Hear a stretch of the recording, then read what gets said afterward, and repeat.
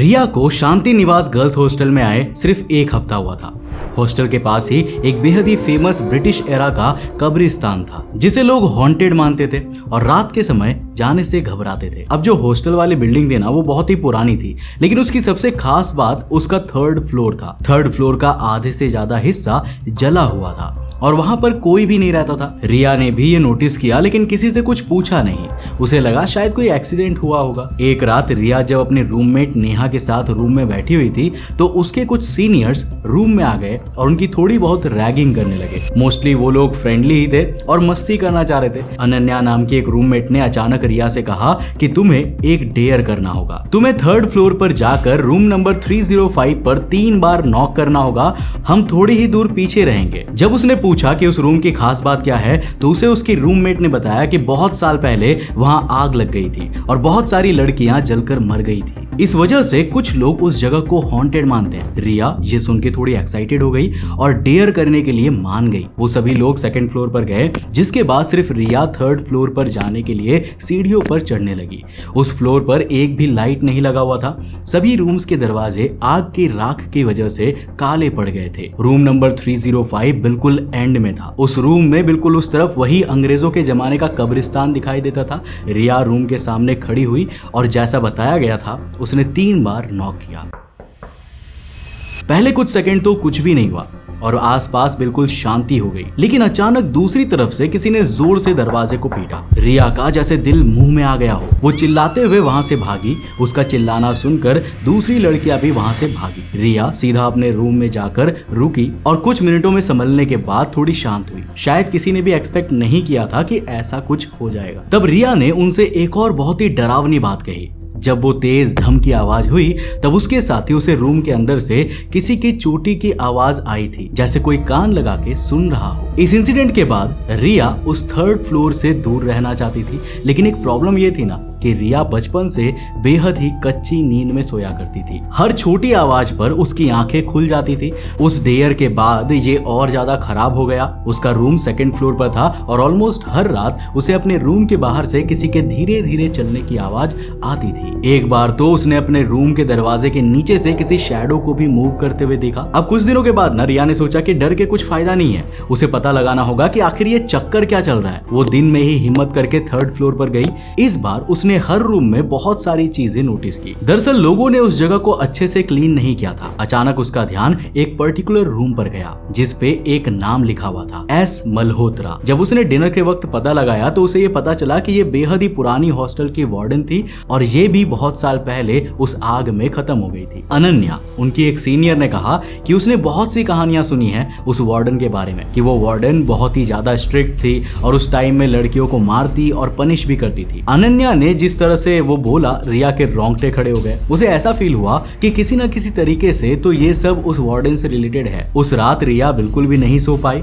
उसके सपने में बार बार वो रूम आ रहे थे। हर कुछ मिनटों में उसकी आंखें खुल जाती और उसे फील होता जैसे बाहर से किसी के फुटस्टेप्स के आवाज आ रहे हैं। एक बार जब रात में वो सो नहीं पा रही थी तो उसने दरवाजा खोला और पानी पीने के लिए 1st फ्लोर वाले वाटर कूलर के पास गए। अचानक उसे ग्राउंड फ्लोर से ऊपर आते हुए किसी की आवाज आई। पहले तो रिया डर गई, लेकिन फिर उसने जब ध्यान से देखा तो वो उसकी वार्डन मीरा शर्मा थी। वार्डन ने रिया को देखा और अचानक उल्टे पैर वापस नीचे चली गई। रिया ये सोचते सोचते सो गई कि आखिर अगर उनकी वार्डन को नीचे ही जाना था तो वो ऊपर आई ही क्यों। अगली सुबह रिया की क्यूरियोसिटी दोबारा जागी। उसने सोचा कि वैसे भी भूत रात में आता है तो क्यों ना एक और बार देख लिया जाए। इस बार रिया सीधा रूम नंबर 305 के अंदर घुसी जहां वो पिछली बार जाने से डर रही थी। उसने सरप्राइजिंगली देखा कि वो रूम बाकी रूम से काफी ज्यादा साफ दिखाई दे रहा था। दीवार आग की वजह से काले पड़ गए थे, लेकिन ज्यादातर चीजें अपनी सही जगह पर थी। अचानक उसकी नजर सामने वाली दीवार पर गई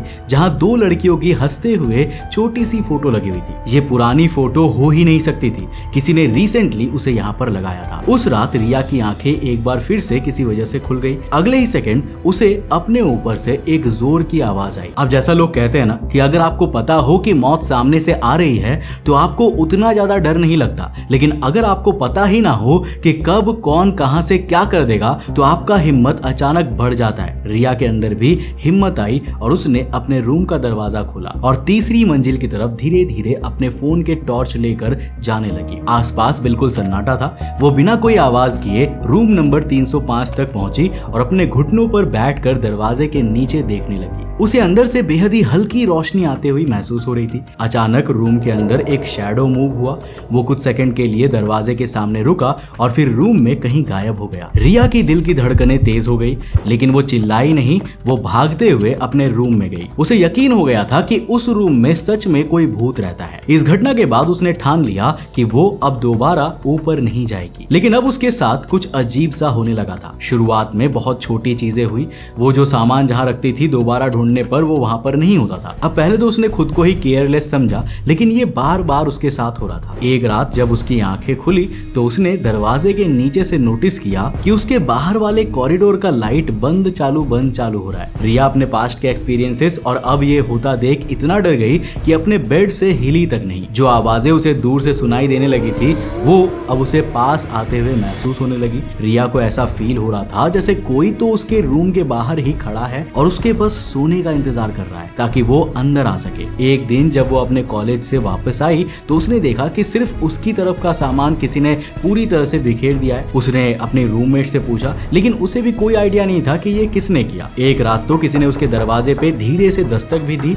किसी तरह डरे सहमे जब उसने दरवाजा खोला तो देखा कि वहाँ कोई नहीं था। थर्ड फ्लोर और रूम नंबर 305 अब उसके मन पर पूरी तरह से हावी हो गए थे। जो हॉन्टिंग्स थर्ड फ्लोर पर हो रही थी अब शायद उसने रिया को फॉलो करना शुरू कर दिया था, लेकिन सच्चाई की जड़ तक जाने के लिए उसे उस थर्ड फ्लोर का पूरा सच जानना जरूरी था। एक सुबह जल्दी उठकर वो अपने हॉस्टल के ऑफिस में गई। ये वो टाइम था जब उसकी वार्डन राउंड्स लगाने के लिए जाती थी। अब बहुत यहाँ वहाँ ढूंढने के बाद उसे एक येलो कलर का न्यूज़पेपर का क्लिपिंग मिला। हेडलाइन पर लिखा था, tragic fire at Shanti Niwas, young girls perish in hostel fire. Article में जितने भी लोगों की उस रात में मौत हुई थी ना, उनका नाम लिखा हुआ था। रिया ने देखा कि उस रात एक लड़की थी जो उस आग से बच गई थी। उस लड़की का नाम शालिनी मिश्रा था। न्यूज़पेपर में लिखा था कि आग के बाद वो दोबारा वही दिल्ली में अपनी फैमिली के पास चली गई। रिया को उसका क्लू मिल गया। कहीं ना कहीं से इंफॉर्मेशन निकालकर उसने शालिनी मिश्रा का एड्रेस निकलवाया और तुरंत उनके घर पहुंच गई। अनजान लड़की को देखकर पहले तो शालिनी थोड़ा हिचकिचाई, लेकिन फिर जब रिया ने उसे अपने बारे में बताया तो शालिनी ने उसे अंदर आने को कहा। रिया ने थोड़ी बात करके फाइनली उससे थर्ड फ्लोर की कहानी बताने को कहा। शालिनी ने एक लंबी सांस लेकर बताना शुरू किया। ये करीब 20 साल पहले की बात थी। उस वक्त में शिप्रा मल्होत्रा नाम की एक वार्डन हॉस्टल में काम किया करती थी। शिप्रा बहुत ही पुराने ख्यालातों वाली स्ट्रिक्ट वार्डन थी। कई बार हॉस्टल लेट आने पर उसने लड़कियों को बाहर ही रात भर छोड़ दिया था। इसके साथ ही वो बहुत ही कड़े पनिशमेंट्स भी देती थी। एक रात उसने 2 लड़कियों को हॉस्टल के रूम में बेहद ही इनअप्रोप्रिएट सिचुएशन में पकड़ लिया। शालिनी ने बताया कि वो दोनों लड़कियां एक दूसरे से बहुत प्यार करती थी और हॉस्टल में सिर्फ कुछ लोगों को ही इसके बारे में पता था। लेकिन वार्डन ये देखकर बेहद ही भड़क गई। उसने अपनी जेब से लाइटर निकाला और गुस्से में आकर उनके कपड़े जलाने लगी। वो दोनों लड़कियां वार्डन से रिक्वेस्ट कर रही थी और गिड़गिड़ा रही थी, लेकिन वार्डन नहीं मानी। देखते ही देखते आग कब आउट ऑफ कंट्रोल हो गया पता ही नहीं चला। जो आग उस वार्डन ने लगाई थी वो खुद उसमें जलकर मर गई और उसके साथ कई मासूम लड़कियां भी चली गई। पुलिस और हॉस्टल के अथॉरिटीज ने इस पूरे मैटर को कवर करने की कोशिश की, क्योंकि अगर माता पिता को पता चलता कि वार्डन ने ही आग लगाई है तो कोई भी उस हॉस्टल में दोबारा रहने नहीं आता। सब बताकर शालिनी ने रिया से पूछा कि आखिर उसने शालिनी को ढूंढा कैसे। तब रिया ने उसे उस न्यूज़पेपर के बारे में बताया। तब शालिनी ने एक बेहद ही चौंका देने वाली बात बोली। शालिनी ने रिया को बताया कि इस पेपर में एक मिसप्रिंट हुआ था। एक और लड़की थी जो उस आग में बच गई थी और ये उन्हीं 2 लड़कियों में से एक थी जिसे उस पुरानी वार्डन ने पकड़ा था। जब शालिनी ने रिया को उस लड़की का नाम बताया तो रिया की आंखें खुली की खुली रह गई। उसकी दिमाग की बत्ती अचानक ही जली और वो थर्ड फ्लोर और रूम नंबर 305 का पूरा सच समझ गई। उस रात वो बिना डरे रूम नंबर 305 में गई और वहां का दरवाजा खोला। रिया के सामने और कोई नहीं बल्कि उनकी करंट वार्डन मीरा शर्मा खड़ी थी। वही मीरा शर्मा जो कई साल पहले इसी रूम में अपनी लवर के साथ पकड़ी गई थी और जो आग से बच गई थी। वो अब इस हॉस्टल में वार्डन का काम कर रही थी। मीरा ने रिया को देखा और उन दोनों के बीच एक अजीब सी सहमति सी आ गई। रिया ने उसे बताया कि वो शालिनी से मिलने गई थी और उन्होंने उसे सब कुछ बता दिया। तब मीरा ने अपनी कहानी रिया को बताया। उस रात आग में सिर्फ वो बच गई थी और इस सदमे से वो कभी भी निकल नहीं पाई। कुछ साल बाद जब उसे इसी हॉस्टल में काम करने का मौका मिला तो उसने तुरंत एक्सेप्ट कर लिया।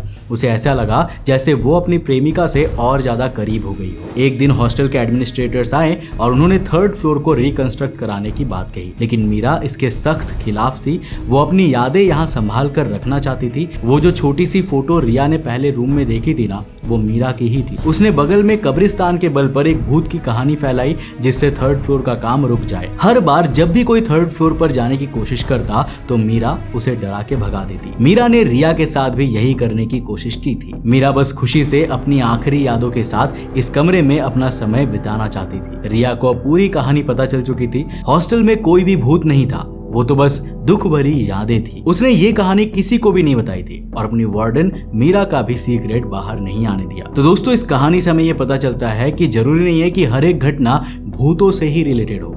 बहुत सारी ऐसी यादें भी होती है जिनको समेट कर रखने के लिए कई बार इंसान ही भूत बन जाते हैं। उम्मीद है कि इस वीडियो से आपने काफी कुछ नया सीखा होगा। अगर सीखा तो इस वीडियो को लाइक कर देना, अपने दोस्तों के साथ जरूर शेयर करना।